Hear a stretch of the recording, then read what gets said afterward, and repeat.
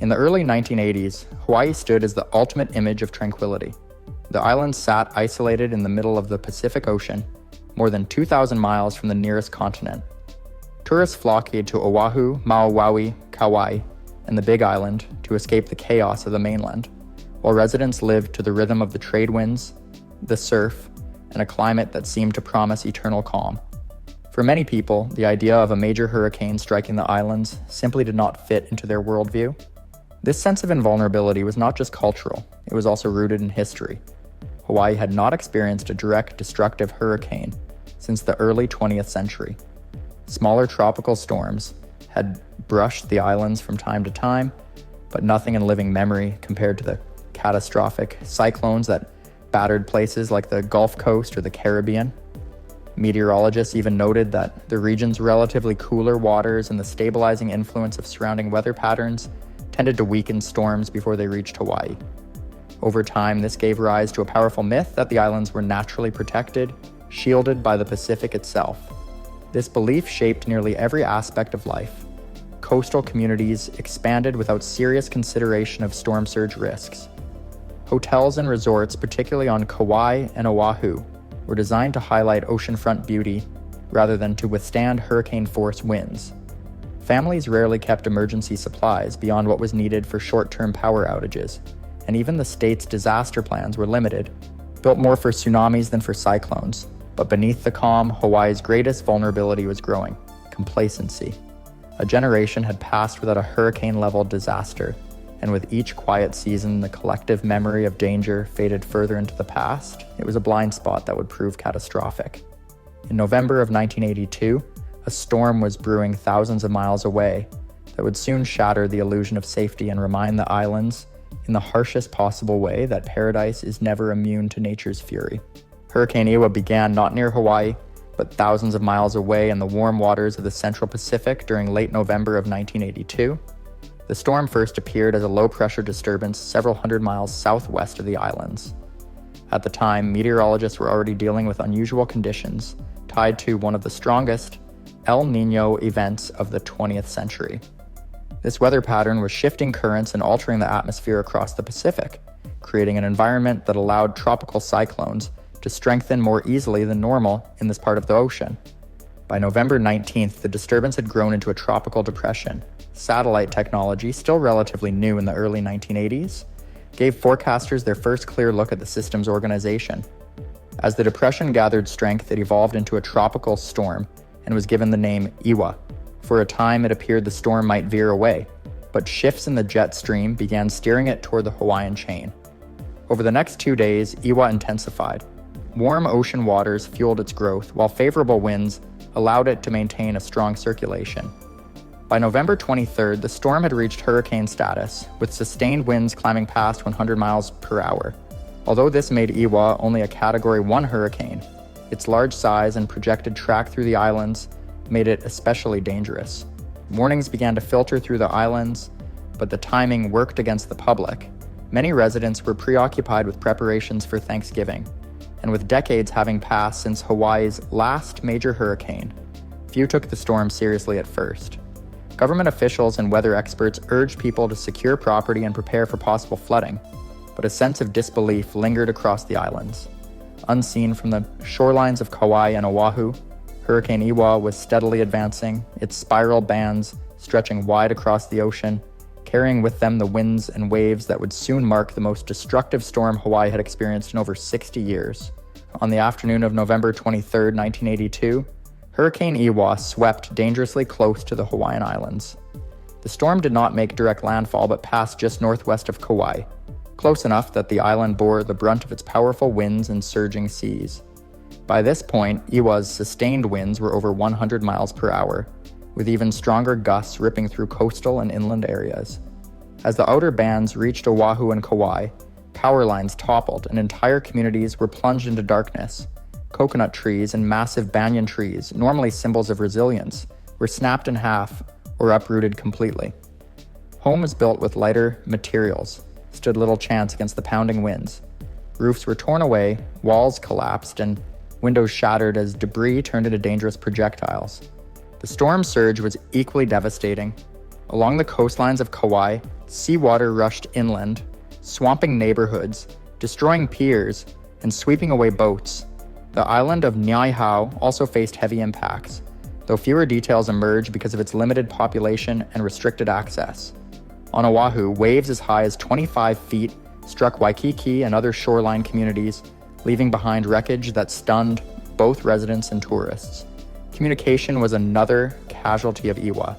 Telephone lines went down, making it nearly impossible for families to reach loved ones or for officials to get accurate information from the hardest hit areas. Radio broadcasts became the primary source of updates, with announcers urging people to stay indoors and away from floodwaters. As evening fell, the storm continued its assault. The timing made recovery efforts nearly impossible, and people were forced to endure the hurricane's fury through the night. For many, the sound of howling winds, crashing waves, and collapsing structures was unlike anything they had ever experienced. When the winds finally began to ease, entire towns on Kauai and Oahu were left in ruins, and it was clear that Hawaii had faced one of the most destructive hurricanes in its modern history. When daylight returned on November 24, 1982, the scope of Hurricane Iwa's destruction became visible. On Kauai, nearly every community reported severe damage. Roads were blocked by fallen trees, power poles, and piles of wreckage. Utility crews struggled to even begin assessments as the damage stretched for miles across the island. The electricity grid was shattered. At least half of Kauai's residents were without power, some for weeks, and water systems were also disrupted. Schools and public buildings were closed indefinitely, many having lost roofs or suffered structural damage. Farmers on the island faced staggering losses as entire fields of taro, sugarcane, and vegetables were flattened or flooded. Oahu also revealed widespread destruction. The state's capital, Honolulu, was spared from the storm's full force, but still suffered heavy losses, especially along the coastline. Dozens of boats in Honolulu harbor were sunk or severely damaged, leaving the state's fishing and shipping industries reeling. Waikiki's beachfront hotels and businesses were covered in sand and debris, forcing closures during what was normally a busy holiday season. Air travel was brought to a halt. Honolulu International Airport reported damage to facilities, and with power outages across the islands, communications and scheduling collapsed. Relief flights were grounded at first, and stranded travelers were left uncertain about when they would be able to leave or receive aid. The economic toll was immediately clear. Initial estimates placed the destruction at over $200 million, making Iwa the most expensive hurricane in Hawaii's recorded history at that time. Insurance companies faced a flood of claims, while families without coverage were left to rely on limited savings and federal disaster assistance. Yet, amid the devastation, the community response was swift. Neighbors worked together to clear roads and share food. Churches and schools opened as makeshift shelters, housing families who had lost everything. Local radio stations became lifelines, broadcasting locations for aid, food, and medical services.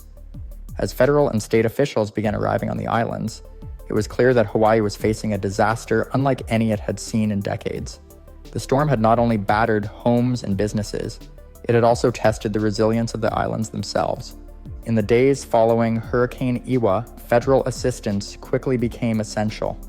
On November 27, 1982, President Ronald Reagan declared Kauai and Oahu federal disaster areas, unlocking millions of dollars in aid. The Federal Emergency Management Agency, which was still relatively new at the time, coordinated with Hawaii's state government to provide emergency housing, food, and rebuilding assistance. On Kauai, the hardest hit island, hundreds of families were left without homes. Temporary shelters filled with evacuees who had lost nearly everything in the storm. Mobile housing units were brought in, but it took weeks before most displaced families had stable living arrangements. Businesses also struggled to recover, as many small shops and farms lacked the resources to rebuild quickly without federal loans. Relief workers described the island as a landscape of blue tarps, as damaged roofs were hastily patched to keep out the rain. Churches, schools, and community groups became central hubs for distributing food and supplies, with volunteers working alongside National Guard units to organize relief. The economic consequences stretched far beyond the immediate destruction.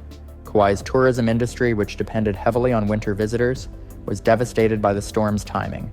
Many hotels had to close for repairs, leading to widespread layoffs. Agricultural losses were equally severe, as entire harvests of sugarcane and other crops were lost, forcing some farms out of business entirely.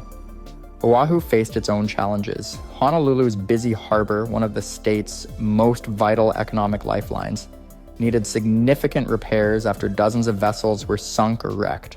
Restoring shipping and fishing operations was critical, as the islands depended heavily on imported goods. The financial cost continued to climb, eventually surpassing $250 million. For Hawaii, which had not experienced a hurricane of this magnitude in modern history, the recovery revealed just how vulnerable the islands were to extreme weather. Despite the hardship, the resilience of Hawaii's communities stood out. Stories emerged of neighbors sharing food and supplies, of volunteers helping rebuild homes, and of people coming together to support those who had lost the most. For many residents, the recovery was not just about restoring property, it was about restoring a sense of normalcy and strength, after the islands had been tested by one of the most destructive storms in their history. Hurricane Iwa left behind more than physical damage. It reshaped how Hawaii prepared for future storms. Before 1982, many residents believed the islands were relatively safe from major hurricanes since decades had passed without a direct strike. Iwa shattered that sense of security. In the years that followed, Hawaii invested in stronger disaster preparedness systems. Emergency broadcast alerts were updated, evacuation procedures were re-examined, and building codes were strengthened to better withstand high winds and storm surge. The hurricane also prompted new research into Pacific weather patterns, particularly the influence of El Niño, which had played a role in steering Iwa toward the islands. The storm's financial toll, which reached more than $250 million, remained one of the highest disaster costs in Hawaii's history up to that time. For many, it became clear that the state's economy, heavily dependent on tourism, agriculture, and shipping, could be severely disrupted by just one powerful storm. Insurance companies adjusted policies, and government agencies began pushing for stronger infrastructure to protect the island's most critical industries. Culturally, Iwa became a shared memory for those who lived through it. Residents recalled the eerie silence before the winds, the long hours without power, and the community efforts that helped them recover. It became a reminder of Hawaii's vulnerability in the vast Pacific, where storms could appear with little warning and leave devastation in their path. Hurricane Iwa also served as a warning for future generations. When Hurricane Iniki struck Kauai a decade later in 1992, many emergency managers credited the lessons learned from Iwa for saving lives. Iwa had shown the importance of preparation, communication, and resilience in the face of nature's power. Today, the story of Hurricane Iwa is remembered not only for the destruction it caused, but also for the lessons it taught. It was a turning point that reshaped Hawaii's relationship with natural disasters, proving that even paradise is not safe from the fury of the sea and sky.